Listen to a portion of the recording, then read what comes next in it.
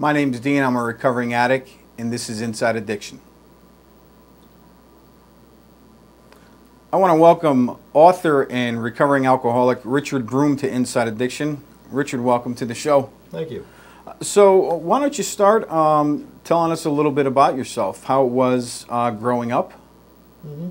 I grew up in a town called Guilderland, New York. I was actually born in Albany Medical Center in Albany, New York, on April 17th, 1946.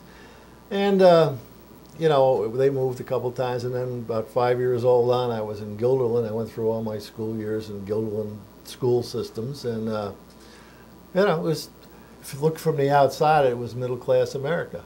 White picket fence, hedges, you know, that kind of thing. Some things were going on inside that weren't too great. You know, things were sometimes a little bit violent, sometimes a little bit, a lot of put-downs, a lot of anger, a lot of big arguments, and I took up some, you know, some physical and some emotional abuse growing up. But, you know, I didn't think anything of it. I thought that was normal. So when were you first introduced to alcohol? Okay, when I was about 14 years old, several of my friends and myself were camping out, and so it was a summer, so I was a little over 14, and we were camping out in the woods outside of this area where I lived in the village of Guilderland, and we went over and we stole some case of beer from a local golf course, and brought it up to where we were camping out and drank it. And the first time, most of my friends drank 2 or 3 beers, and I had probably 10 or 12 anyway. And I remember it was, hey, I was kind of looking. What I thought was I should have started drinking this stuff a long time ago. What was I waiting for? Yeah, what was I waiting for? And I remember thinking, yeah, this is a lot better than working out and playing sports. I feel really good. The only time I ever feel this good is when I win a baseball game or basketball or something. It can be a winning baseball game or basketball game. Yeah, right. In every bottle. It was this, and that's all it took. It wasn't those workouts every day to play 1 or 2 or 3 games a week. You know, so. So were you drinking at that point, at that age, like every day?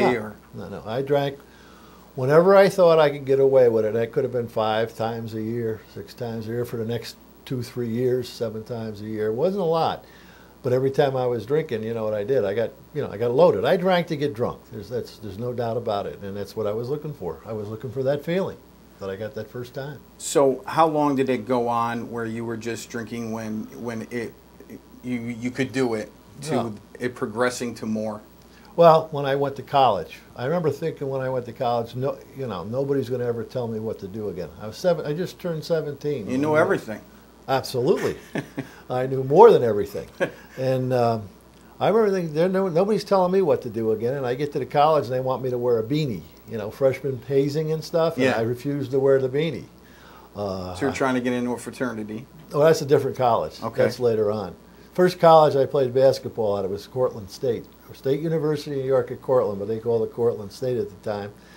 And I was a phys ed recreation major, and I was, you know, going to classes. I wasn't doing that great in class. Some classes I did well in, and some I didn't. And played basketball, and I started drinking weekends, 1 night a week usually. And every time I went drinking, I got drunk. So same thing. Yeah, it was a little bit more often, that's all. And then halfway through the 2nd semester, I got one of my major consequences. I got suspended from that college for a semester and a half for fighting in a downtown bar, and I was still 17. Halfway through the 2nd semester. And I was fighting with a couple guys. They were older guys, 28 or 29 years old. And they ended up being a couple of assistant professors at the college. And so that you were going to? Yeah. Ouch. Yeah, and well, they shouldn't have been in that bar either. Right. So anyway, I'm sure they got in trouble. I got suspended a semester and a half. And I remember the dean of men telling me, you can come back when you grow up. Well, guess what? I don't think I grew up, and I didn't want to wait that long. So I went to another college the following fall called Hudson Valley Community College. And I got into a federally funded program called Radiation Biology and Public Health, something like that. It was to work in nuclear plants, okay? Mm-hmm. And a lot of physics, a lot of chemistry, a lot of physiology, and there was nuclear biology and nuclear physics and radiation biology and you know, a few other courses. But it was really, it wasn't an easy course. And you know, when you're going, you're getting carrying about 17 hours a semester, and you're going to about class about 22, 23 hours a week because of, you know, chemistry lab and physics lab and physiology lab or whatever you're into, whatever course you're taking. It adds up, and you know, I found solace across the street at a bar. The Grove. The Grove, and started spending more time over there than I did in school. I got by good enough. I played baseball there, fall baseball there. Second year. Anyway, no, the first year. Doesn't matter. But I just went through. It was 3 semester things at the time. 3 semesters a year at the time, and about 5th semester, I knew I was in trouble about staying in there. And I mean, I did things like I went to Florida instead of playing baseball, you know. Missed a couple games. I figured they'd need me anyway. They wouldn't let me go, you know. I was too good to be let go, you know, and they let me go, you know. And anyway, it went on and on and on. I was drinking every day. For those 2 years in that college, it wasn't long after I got going to that college that I was drinking every day. I was working at the Grove. A lot of, you know, 20 hours a week, 25 hours a week. I was living in a fraternity house because I pledged the fraternity because that's where all the action was there.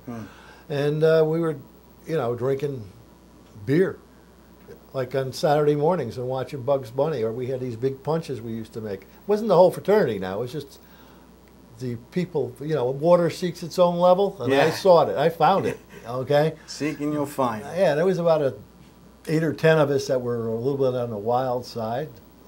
I was just, you know, my upbringing was strict, so I was getting, you know, making up for lost time. Right. And the kind of guys I hung out with in the fraternity were guys that you say, hey, look, a dead bird, and they'd all look up. Anyway, it's just, well, it was me too, see? Yeah. So anyway, I went through, and I missed a day when I was supposed to go to take a test to get out of the draft. In 1966, they had a thing where you had to take a test so you could have not, you know, to prove that you were learning something in college, see? And I missed that test because I was drunk up in Thatcher Park. So, because the school was closed that day, it was a setup. The water mains. It was perfect. It wasn't a setup. It was a setup. It was perfect. Anyway, 6 months later, I was in the Army now.